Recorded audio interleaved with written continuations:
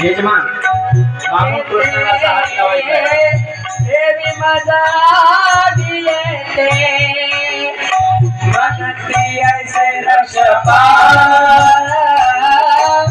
तेरा मोहिले सका म्हणती ऐसे वृक्षपाल हो देव्या मोहिले सकळ रूप रूप नाम म्हणे माझा बाप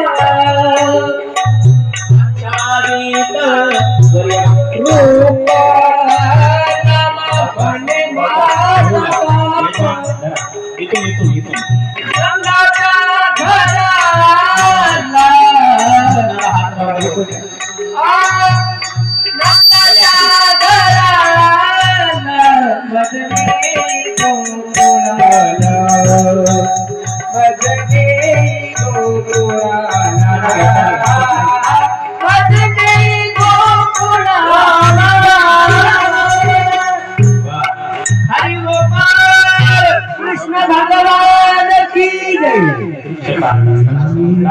भगवान परमात्म्याला घेऊन महाराज आलेले एकदा वसुदेव महाराजांचे कृष्णासाठी जोरदार टाळी वाजवली.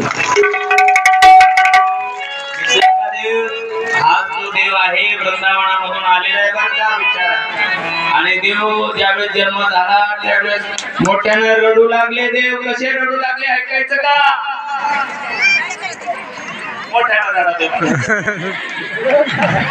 असे छान असणारे भगवान परमात्म्यांसाठी एकदा जोरदार टाळी वाजवा.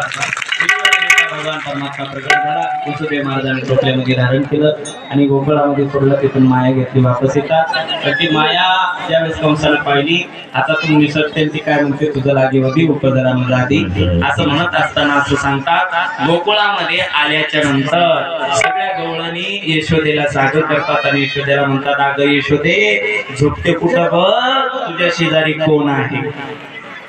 कान्हा